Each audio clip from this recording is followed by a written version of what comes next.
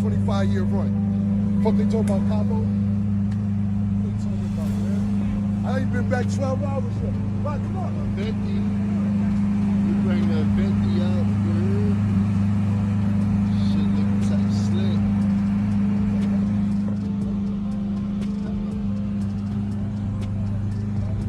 I don't know, Black. They both good, but they no good. They stay in the house. Them the house phone. Them the iPhone. That's a real iPhone 4. Cabo, what's up? What they talking about? I like the hat. Chunky on the chest, no homo. Real chunky, man.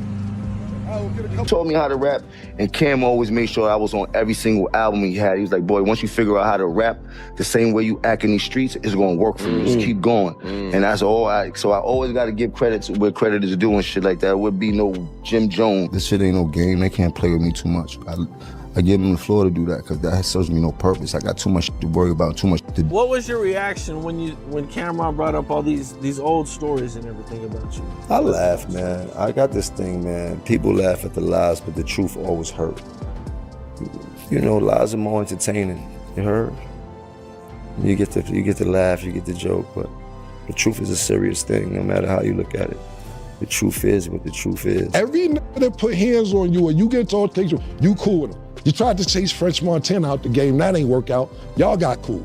So cool that you go to his video shoot, pardon me, not his video shoot, his movie. You're sitting in the crowd watching the premiere and they dissing you in the movie. You in the movie getting dissed and you gotta eat it, just sitting in the crowd. Nah, they dissing you in the movie that you went to go see, bro. Every nigga that do something to put pressure on you, you sit there and work it out. But when they got a little genuine heart for you and all that, cool, that's the pattern. If they don't put hands on you, then you can keep going on and on and on. But the niggas who do this, you cool with, and then the niggas who try to handle it sophisticatedly, you keep going on and on like niggas give a f about all that shit, bro. So niggas don't care about none of that shit, man. Niggas don't care a little bit, man. What I'll finish with is this, man. I'm never here to downplay your character. As much as you try to degrade my character for years and push me under the bus and say, I ain't start this and I ain't do that, and you started Pink and you made the Diplomats, which is just... Do you ever hear me talk about when you ran on me when BMF pulled up? When you ran in the hotel, they chased you to the beach. Yeah, they chased you to the beach, you was in the sand. You was getting wet from the water, from the ocean. I don't pump that. I don't pump all that shit because I ain't trying to degrade your character. You know why? Because the revolution was televised. That's why I'm here. That's why God work like that. That's why me and Murder is here.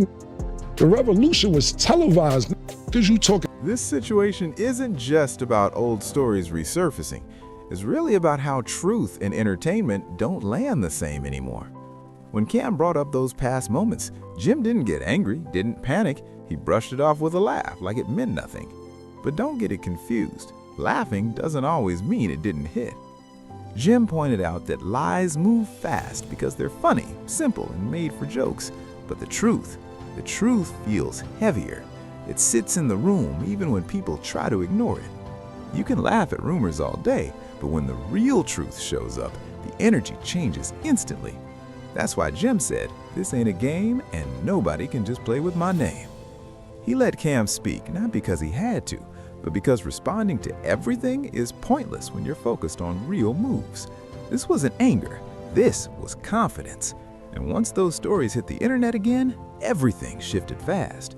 I was at Jim album release party, and everybody was over there with Jim, and Cam is standing over here with like 3 or 4 people just looking on and couldn't believe that Jim is the guy. There's no Dipset without Jim. Jim is the gangbanger of the crew. Cam is not a blood. I don't even know if Jewels was. I doubt Freaky was, right? But the set, it comes from the gang, right? All the gang all ran under Jim. Right. All of the muscle was Jim. That wasn't Cam.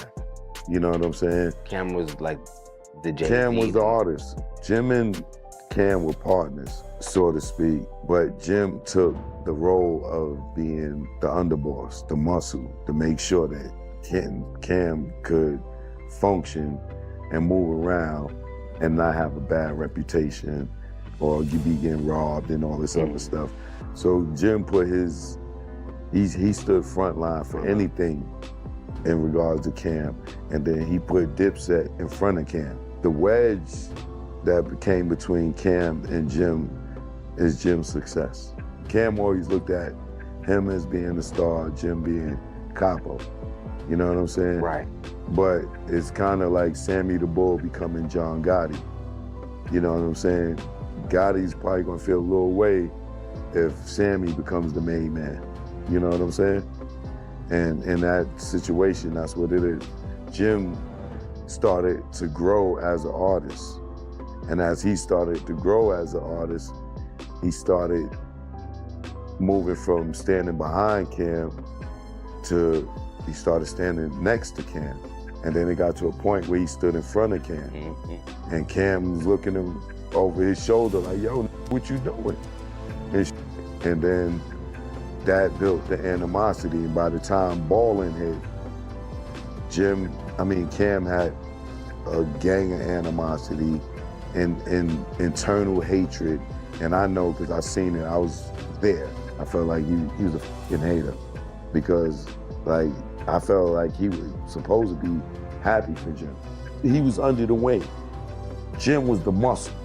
You get what I'm saying? Jim he's Cam's partner.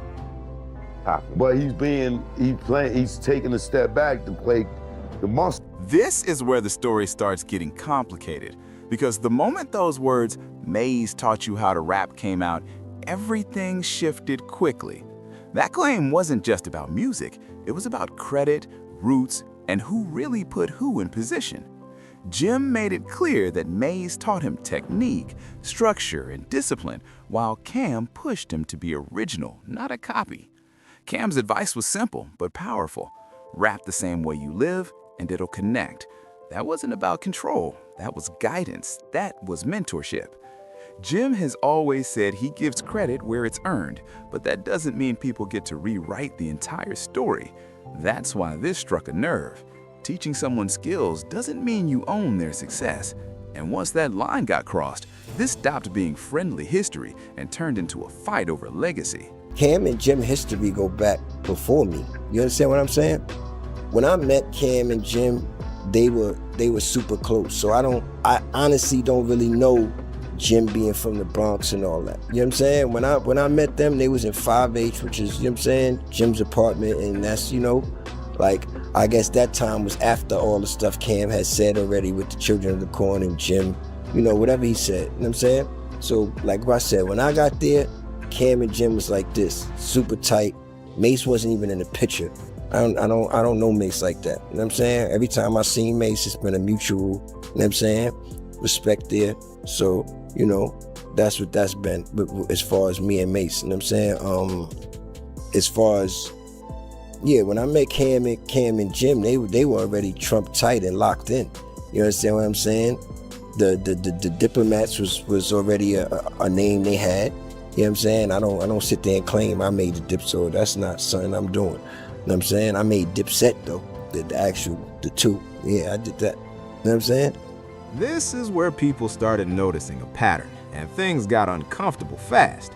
Jim's name got connected to the idea that he tried to pressure French Montana out of the game.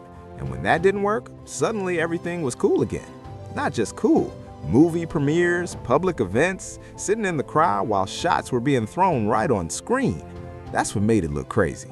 Imagine watching a movie knowing the energy is aimed at you and still sitting there like nothing happened. To some, that looked calm. To others, it looked like taking disrespect quietly. But the bigger conversation wasn't even about French. It was about how Jim handles pressure. The claim was simple.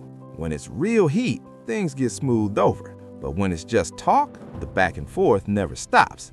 That's why this moment poured fuel on the fire.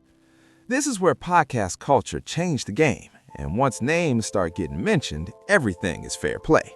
The internet gets kind of crazy with the lies. The lies be going crazy on the internet. The lies start from a narrative, and the narrative starts from a person, and you just got to look at it like that. But I've never been one in my life to care about clearing up no rumors like that. just take time out my day from making money. I know who I am. I'm very comfortable in my skin. I stand 10 toes down on everything I believe in. I don't change my pivot, and everybody knows that. I mean, as you can see, I would not be here if I did anything else but be me. Stop tricking out their freedom, bro. This is gonna be the last time I address this. Whatever you got to say after this, good luck. I wish you luck. I got other shit to do. This is not on my motherfucking plate. Believe what you want to believe, because I got other things to do. You feel me, Murder? I ain't want to snap one of them nose, but yeah, I'm good. Here goes some popcorn, Stack. Jim wasn't directly attacked, but his name was pulled into the conversation. And in today's era, that alone is enough to respond. That's just how these platforms move now. One comment turns into a headline overnight. Jim chose to handle it his way, standing firm and pushing back. Cam took his own route too, and once both sides picked a direction, the internet took control. Clips got chopped up, narratives got flipped, and suddenly old history started looking brand new. That's the thin line everyone talks about. You're told not to respond, but silence gets treated like guilt. You speak up, and it turns into chaos. Jim Jones didn't start this, but once the mic was open, there was no setting it back down. This right here is where everything really cracked, because this wasn't just personal anymore. This was power shifting in real time. But now people got these platforms where, you know, they asking people, so it's like a thin line. So then you got Jim, like, it's just like people say, you can't respond. Even though Jim wasn't attacked, his name was mentioned. You understand what I'm saying? So now it opens the door for Jim to say something back. That's what happens. You know what I'm saying? With these podcasts and shit like that. So it opens the door, and Jim chose to, you know, say why just on his dick. You know what I'm saying? That's how Jim chose to carry it. You know what I'm saying? And then, you know, Cam chose to carry it the way Cam chose to carry it, and you have what you have now. You know what I'm saying? All I can say is Jim and Cam are very competitive. You understand what I'm saying? They've always been competitive, and it got to the point to where, you know, they had to be competitive against each other. I really looked at podcasts the other day. I was watching a bunch of podcasts. I'm like, it's crazy how all these old stories are getting everybody into so much trouble. These are just be old stories. Even like all this Cam said was something. He said all that on a live he did before. Or pretty much, like he did, you know what I mean? With him and Jim had some words, you know, they weren't on the best of terms years ago. So, you know, it's just new to the new listeners, you know what I'm saying? And the new internet fans and the new people that are on, you know, these podcasts and listening to these podcasts. So, you know, this is just like a double back of something that happened a couple of years ago. You know what I'm saying? So I'm just like, did this again. You know what I'm saying? Regardless of, like I said, you know, because I have my own issues with, you know what I mean? Behind the scenes, or whatever the case may be. We all probably have our own issues behind the scenes with whoever, but. From the start, the roles were clearly defined. Camron was the artist, the face, the one in the spotlight. Jim Jones was the muscle, the front line, the one making sure everything moved safe and on point. He needed to go on a diet. He needed to get his life together. He needed to go to the doctor and get a physical. He looked terrible, bad body, back ass. He looked big around the neck, waist looked crazy. I'm body shaming this. You heard? He needed to go get his shit together, get on the treadmill, do some push-ups, do something. You heard? Especially for playing with me. For a long time, Jem stood behind Cam, holding the line so the vision could grow. But once Jim started leveling up as an artist, that's when the energy began to shift. You was a fan. You begged us. You are a fan, nigga. A fan. So you can sit around and act like you've been around all this Harlem shit and everything. You ever see somebody from Harlem try to act like they from Harlem so bad that you got to keep saying, I'm from Harlem? From Harlem, know who's from Harlem. You don't have to keep saying you from Harlem. Standing behind slowly turned into standing beside, and before long, he was out front. That shift didn't sit right when the spotlight started drifting. Pride gets tested. It's like when the underboss suddenly becomes the main attraction. Somebody's bound to feel displaced. Know what I've done. dance around it all they want and shit like that, joking, but they know if I get upset, it's gonna be a real problem. Get out of here.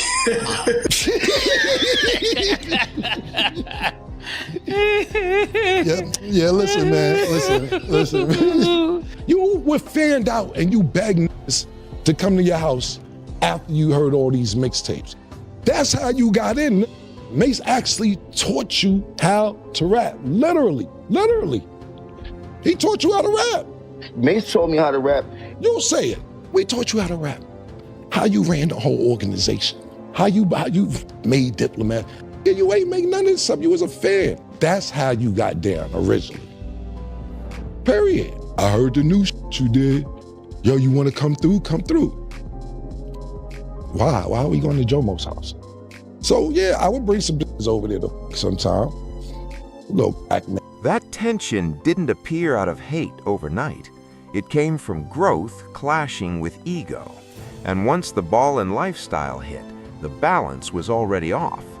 This is the part people don't like hearing because the internet thrives on stories, not facts.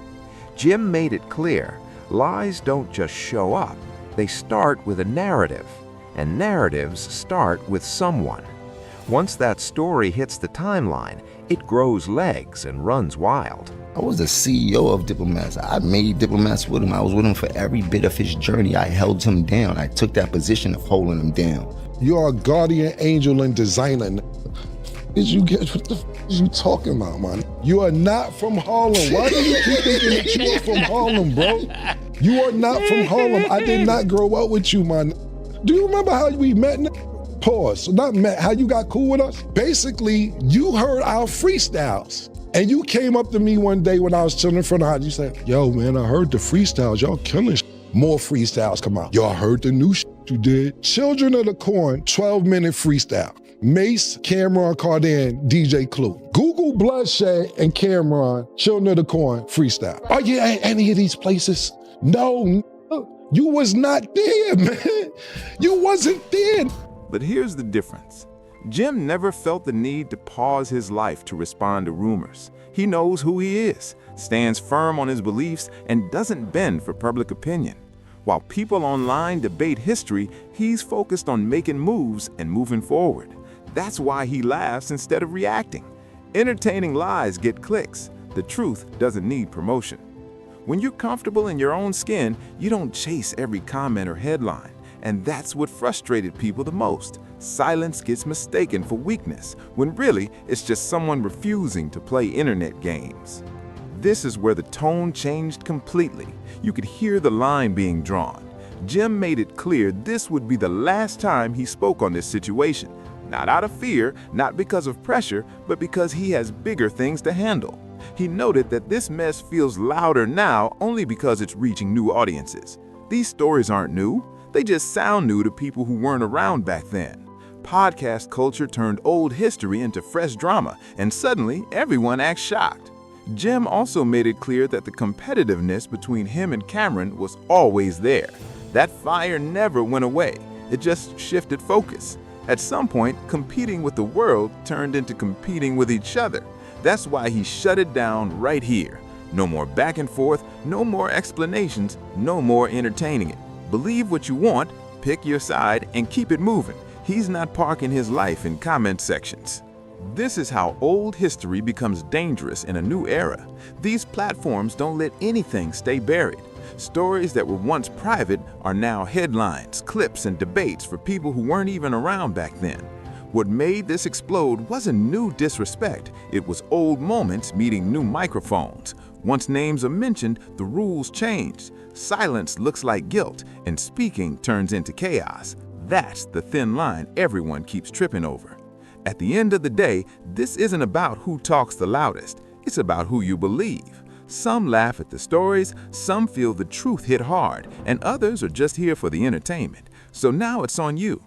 Drop your thoughts in the comments. Let it be known where you stand. Smash that like, hit subscribe, and press that hype button so this video keeps moving. The streets are watching. The internet is loud.